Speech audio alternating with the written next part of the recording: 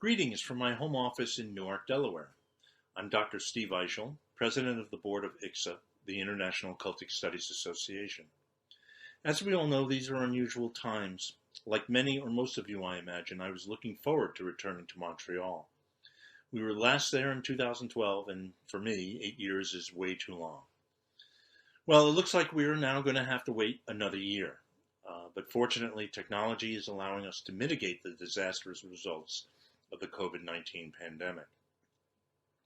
Most clouds have at least some silver lining, and in our case, the pandemic is speeding up our plans to broaden ICSA's reach by relying more and more on social media, podcasts, webinars, and other electronic media.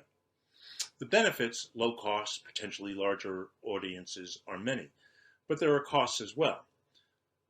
I'm from a generation that still looks a bit askance at screen conversations. For me, nothing replaces face-to-face meetings. However, as some of you have noted, there are many in ICSA with age or health-related concerns that make a COVID infection untenable. And so here we are. And in the end, it's not such a bad place to be after all. What you are about to watch and hear are the thoughts, experiences, and wisdom of many who have been with ICSA for years, decades even, as well as those who may have recently left a course of control situation or a cult and have fresh, creative ideas to share with us. Some presenters came into this field the way I did, from a research perspective. Many have had their own experiences in cultic groups and relationships. Over the years, we have seen a distinct move toward appealing to and including those who were born into cultic groups. Some of us refer to these folks as second-generation adults, or SGAs for short, but we are increasingly seeing and welcoming MGAs, multiple generation adults, folks whose families have been involved with the cult for many, many years. So, I invite you to kick back in your favorite chair, be happy you don't have to travel or pay for hotel rooms. You can even remain in your PJs, and watch and listen at your leisure. Ask questions when you're able, but most of all, think. Enjoy, and I will hopefully see you all in Montreal in 2021.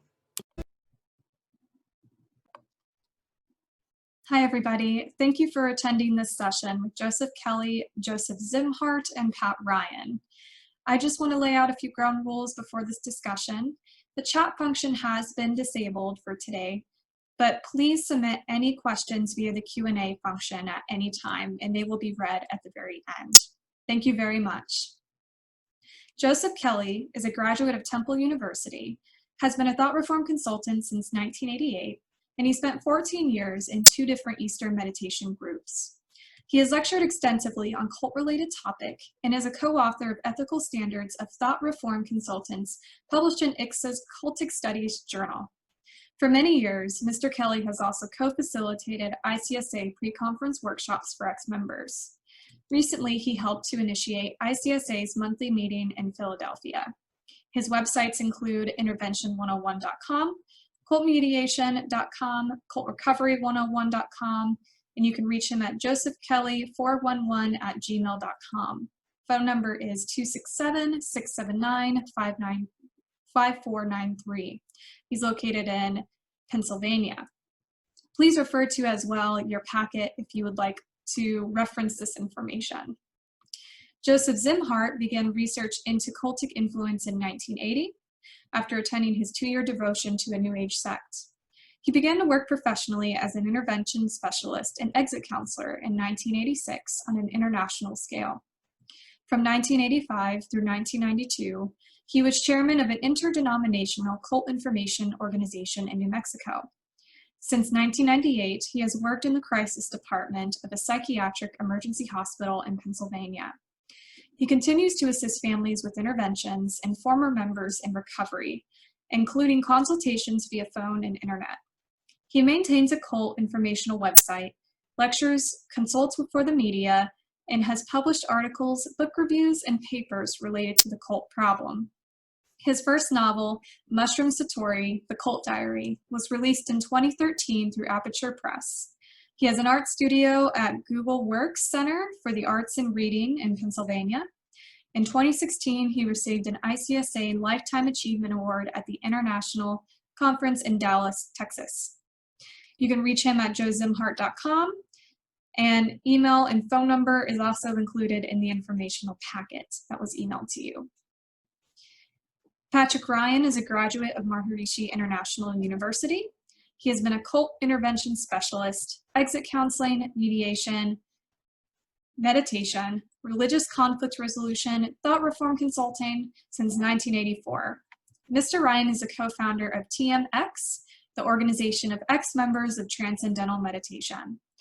He published ICSA's online resource from 1995 through 2013 and has presented 50 programs about hypnosis, inner experience, trance-induction techniques, communicating with cult members, conversion, cult intervention, exit counseling, intervention assessment, mediation, religious conflict resolution, thought reform consultation, Eastern groups, transcendental meditation, and workshops for educators, families, former members, and mental health professionals at ICSA workshops and conferences. Mr. Ryan received the AFF Achievement Award in 1997, from AFF the Leo J. Ryan Distinguished Service Award in 1999, from the Leo J. Ryan Foundation, and a Lifetime Achievement Award in 2011 from ICSA. His websites are Cult Recovery 101. He can be reached at pryan19147@gmail.com, and his phone number is 215-467-4939. He's located in Philadelphia, Pennsylvania. Thank you so much, the three of you, for presenting today, and I am excited to hand over this time to you now. Thank you. Okay. Hello, everybody. Thank you for having me here. We're going to be talking about mass therapies, large group awareness trainings. They're called intensives, workshops, all kinds of names for these kind of life-changing, mind-changing events.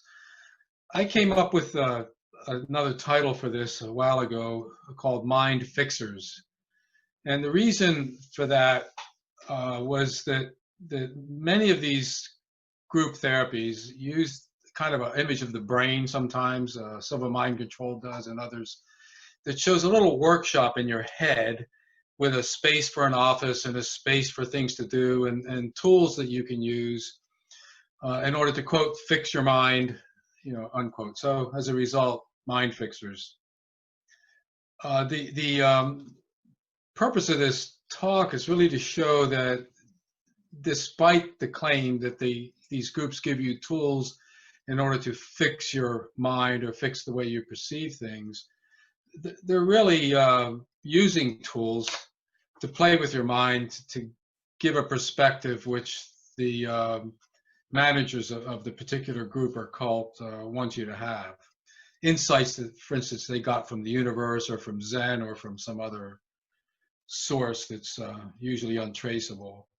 So I'll be talking with Patrick Ryan and Joe Kelly on this, and I'm going to go through my slides, which I presented earlier in another talk.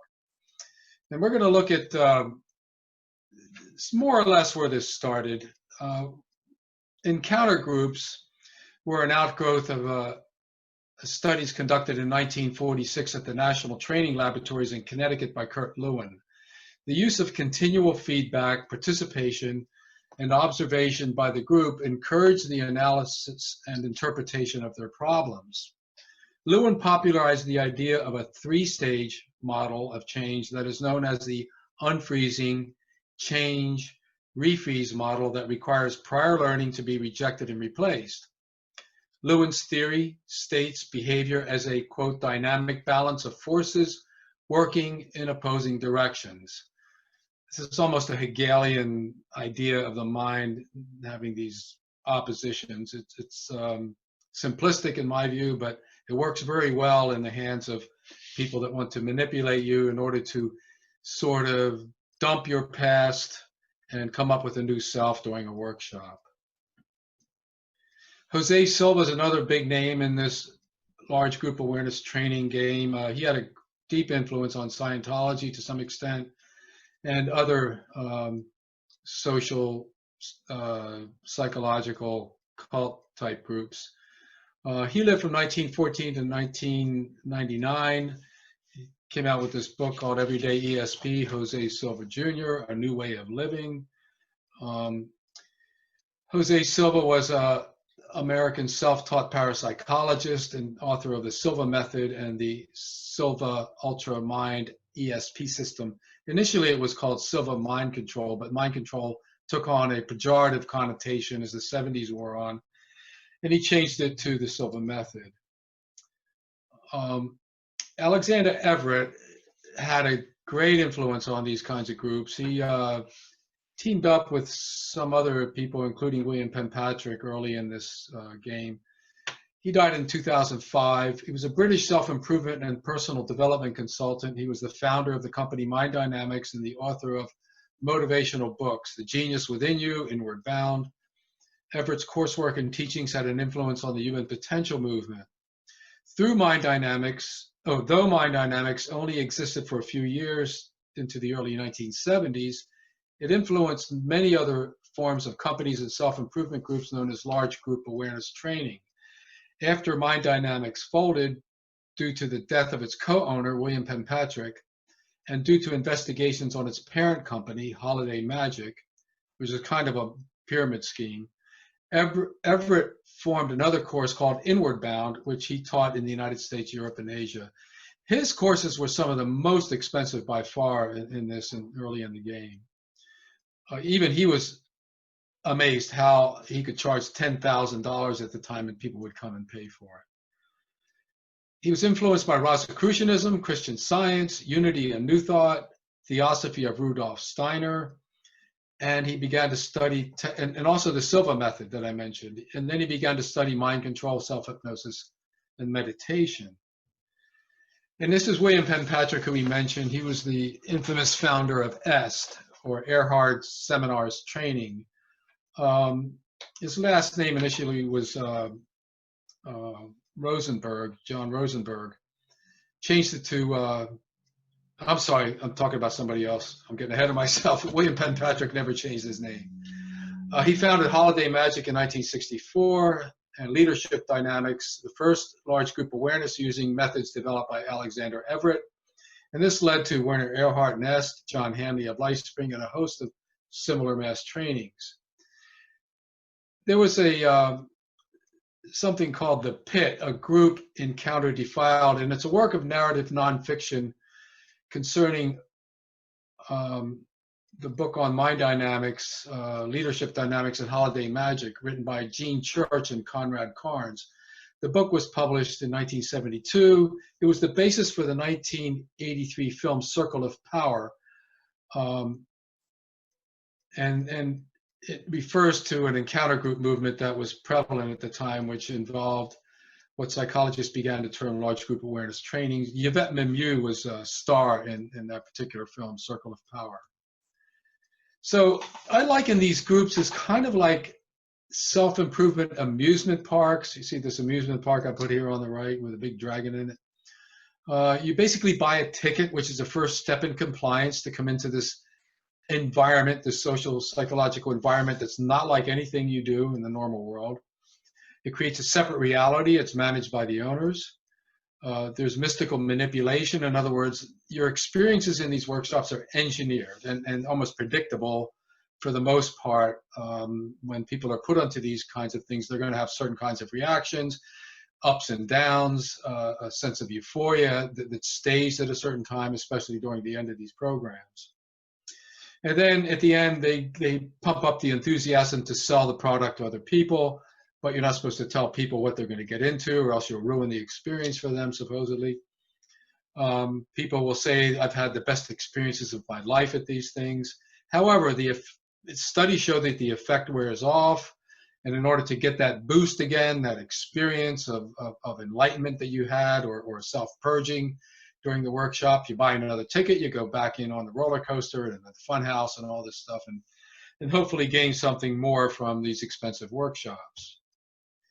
The workshops drew a lot from the social engineering that goes on in boot camps since ancient times. There's something called ego stripping. You see here a drill instructor ego stripping a new recruit. The idea is to gain loyalty and obedience and to discipline yourself so that you can respond to commands without question. Another aspect of this large group awareness was the New Thought movement, which started in the 19th century. The idea is that human beings can access the mind of God or the mind of Jesus or the mind of the universe, or however you want to set that up, and come up with a better transcendent view of the self by using affirmations, by going to trainings, by doing decrees. Positive thinking movement all came out of that. There's kind of a confessional in these groups and where people give testimonials about what is holding them back, and they talk about it, and then there's feedback from the group and from the managers of the sessions.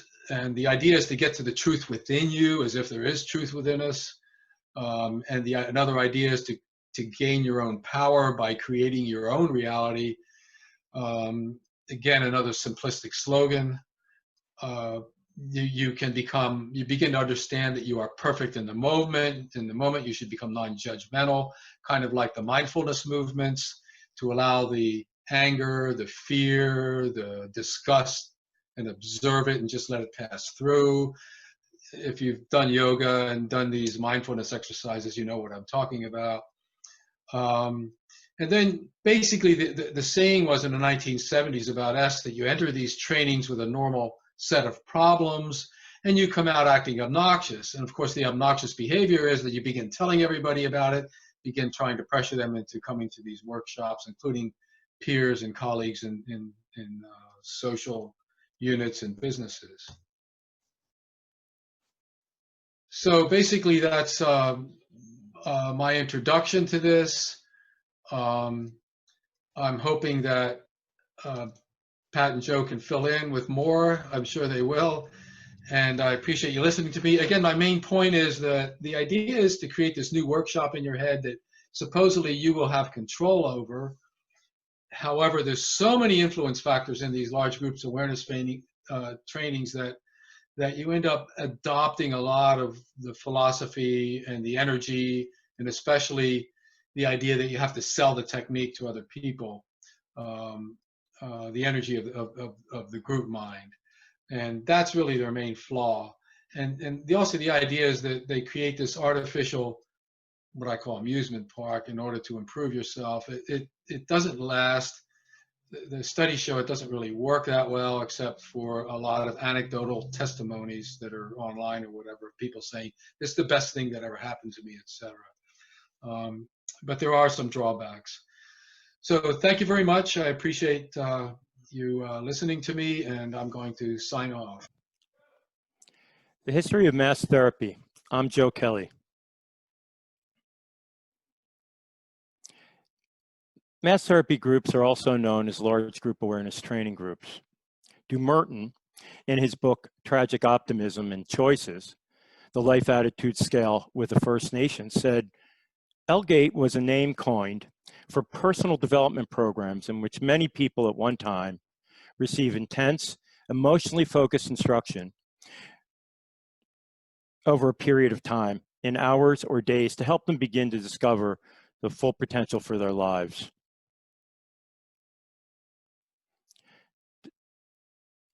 Described by Michael Langoni as part psychology, part spirituality, and part business, notable L-Gate programs, which originated from the human potential movement of the 1950s and 60s, include Earhart Seminars Training, or EST, Landmark Forum, and LifeSpring and Insight. These simplistic, lucrative, and highly structured groups have spawned hundreds of spin-offs of the original seminars, each attempting to create their own unique version.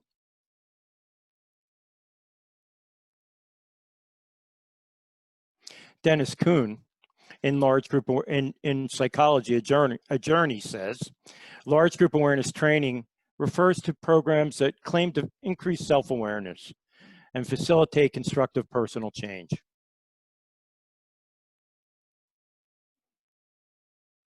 Like smaller groups that preceded them, large group trainings combine psychological exercises, confrontation, new viewpoints, and group dynamics in the intent to promote personal change.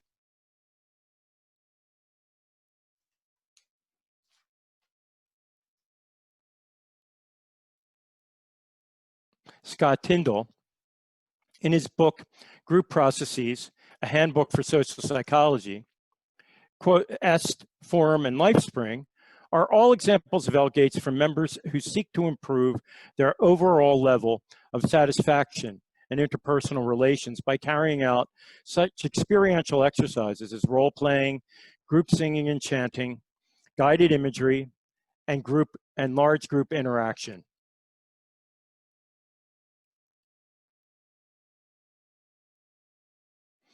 L-Gates sometimes combine techniques of hypnosis, guided imagery, suggestion, modeling, to conjure up a new reality for the participants.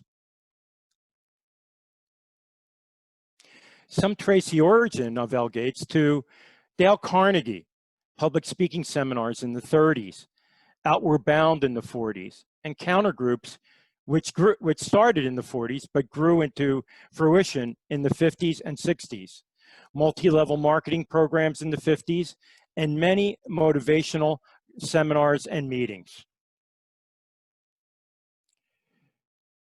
Researchers often trace L-Gates back to the 1960s with a seminar called Mind Dynamics. Alexander Everett started Mind Dynamics. It was a fairly non-confrontational seminar, but placed heavy emphasis on teaching ESP, clairvoyance, and faith healing, using the power of the mind. William Penn Patrick started simultaneously another seminar called Leadership Dynamics around the same time. But leadership dynamics was confrontational to an extreme and used, for example, sexual humiliation for participants and other rituals such as making people lie in coffins. William Penn Patrick also required its employees to attend leadership dynamics. He founded Holiday Magic. All three companies fell and failed around the same time. Holiday Magic was shut down as an illegal pyramid scheme. Leadership Dynamics was hit by multiple lawsuits from participants who suffered emotional distress from its extreme methods, and Mind Dynamics faced civil action by the state of California for making false medical claims. As Mind Dynamics, Leadership Dynamics empire imploded, former Mind Dynamics trainers started Earhart seminar trainings, Psi seminars, and LifeSpring.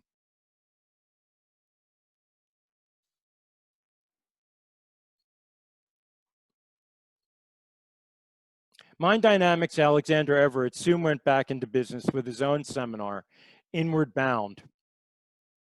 LifeSpring is now defunct, but spawned numerous offshoots, still active today. Psi World is still active, and Earhart Seminars Training, or S, which incorporated a heavy Zen influence, became the most popular of this group during its heyday in the 70s, owing to S getting a start of being recognized as radical chic, a reputation which grew in places such as Hollywood, Northern California's Marin County, and Aspen, Colorado, but was dogged by controversy over the use of ego stripping methods and denial of bathroom breaks, and later over tax issues. Most groups labeled as L-Gates can be traced back to Mind Dynamics via one of these offshoots, with LifeSpring offshoots being the most numerous. But other groups exist which came from other sources. For example, Harry Palmer's Avatar, a splinter off of Scientology. Insight, which came from John Rogers' movement for spiritual inner awareness.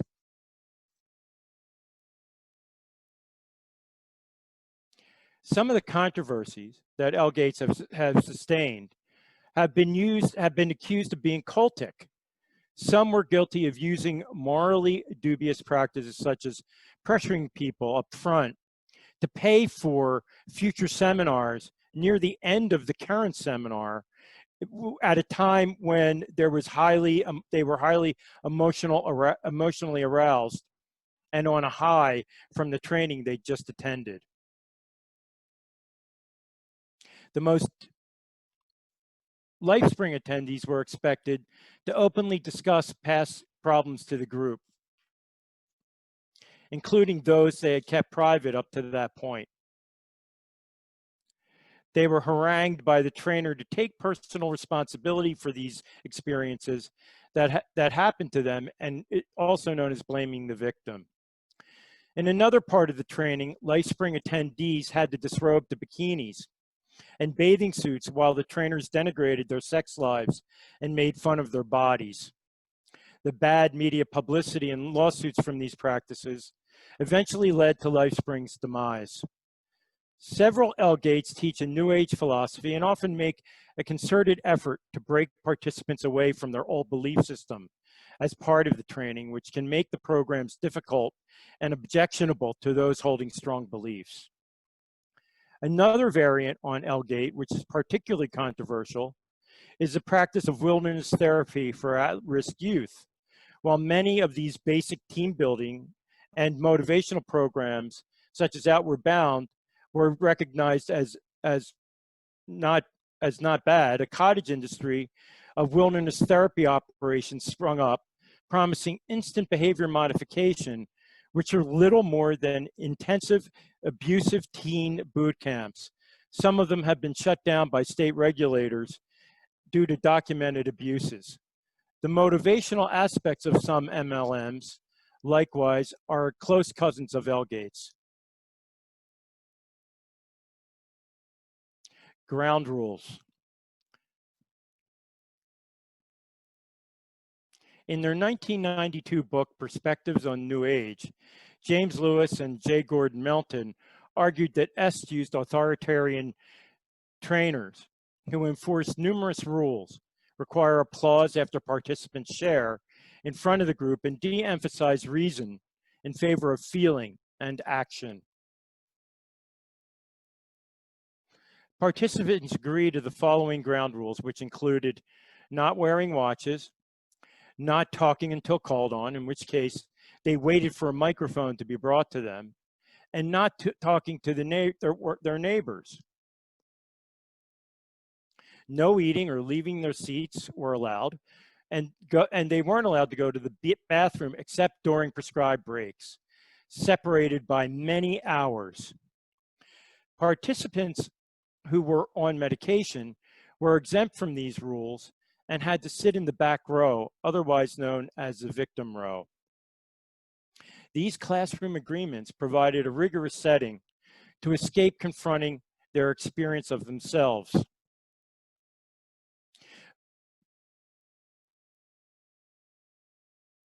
In general, the danger is that group dynamics can be used against participants by unscrupulous facilitators, which hinder or dampen the individual choices and value-based objections which the participants may hold. L-Gates may incorporate a variety of practices, some of them rooted in pseudoscience.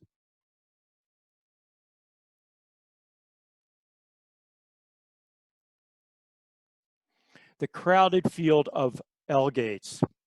The profitable field is now crowded with life coaches, time management gurus, and productivity bloggers. There are dozens of quasi-philosophies that promise to empty your inbox and fulfill personal goals. To name a few, Alpha Seminars, Eureka School, the Avatar Course, Context Training, Direct Centering, Hardcore Leadership, Insight Seminars, Leadership Dynamics, LifeSpring Seminars, Mastery and Transformational Training, Mind Dynamics, Nexium, Psi Seminars, and Sterling Institute of Relationship.